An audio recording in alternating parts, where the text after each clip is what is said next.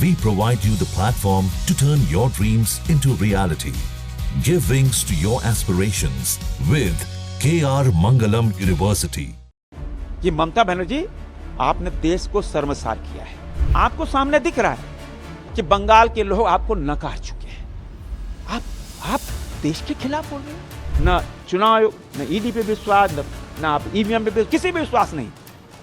आप भी उसी परिपाटी पे चल रही हो, चलने वाला नहीं है। देखो, ये दुर्भाग्य है। एक मुख्यमंत्री जो सीमाओं पर बीएसएफ रात दिन अपने परिवार को छोड़कर सीमा की रक्षा, मां भारती की सेवा, हमारे प्यारे न्यारे तिरंगे की रक्षा करता है, एक मुख्यमंत्री उसके खिलाफ बोल रही है। यह दुर्भाग्य है।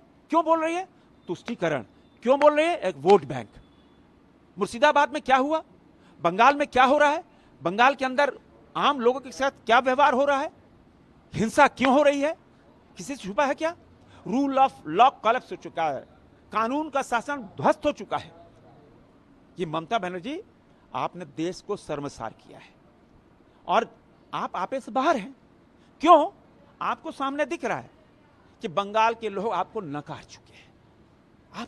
आप देश के खिलाफ बोल रहे हो, देश की चौकसी करने वाले जवानों के खिलाफ, वीर जवानों के खिलाफ बोल रही हो।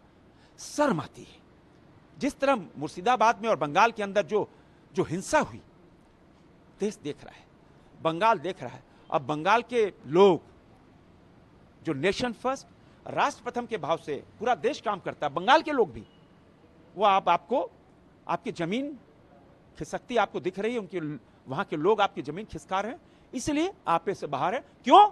आप गाइड होती हैं आपके अपने राजकुमार, जो विदेश जाते हैं तो भारत के खिलाफ बोलते हैं। उनका है, जब भी गए प्रेस कॉन्फ्रेंस किए, कहेंगे कि इसके खिलाफ बोलो, इनकम टैक्स के खिलाफ बोलो, ईडी के खिलाफ बोलो, सीबीआई के खिलाफ बोलो, सेना के खिलाफ बोलो, कोर्ट के खिलाफ बोलो। न चुनाव आयोग, न ईडी पे विश्वास, न आप ईवीएम पे किसी पे विश्वास नहीं। आप भी उसी परिपाटी पे चल रही हो, चलने वाला नहीं है। सीखो प्रधानमंत्री नरेंद्र मोदी जी से। 140 करोड़ परिवार कहते मेरे परिवार वालों, मेरे परिवार वालों, देश एक है। चलने वाला नहीं है। जवाब देना होगा ममता जी, अब बहुत जल्दी आपको जवाब देना होगा, क्योंकि बंगाल की जनता सब देख रही है। उन्होंने प्रधानमंत्री को कहा है कि अपने लेफ्टिनेंट यानी अमित शाह को काबू में रखें। देखो, माननीय अमित शाह जी एक यशस्वी गृह मंत्री, लौह पुरुष, देश की जनता के दिलों में जो था, गृह मंत्री ने एक एक काम देश हित में। आप गृह मंत्री जी को जो 24 घंटे में 20-20 घंटे काम कर रहे, सीमाओं की चौकसी, पूरे नक्सलवाद खत्म कर दिया, आतंकवाद, कट्टरपंथी जो हैं, जो पत्थर बरसाते थे कश्मीर के अंदर, गायब करा दिया। कश्मीर हो गया, नाज हो गया, कश्मीर के अंदर लॉ एंड ऑर्डर बुलंद हो गया, कश्मीर पुराना कश्मीर हो गया। ऐसे गृह मंत्री को आप बोल रही हो? आपके यहां आप देखो, आप आईना मत दिखाओ, खुद आईना को देखो और अपना चेहरा देखो, तुष्टीकरण का चेहरा देखो, वोट बैंक का चेहरा देखो।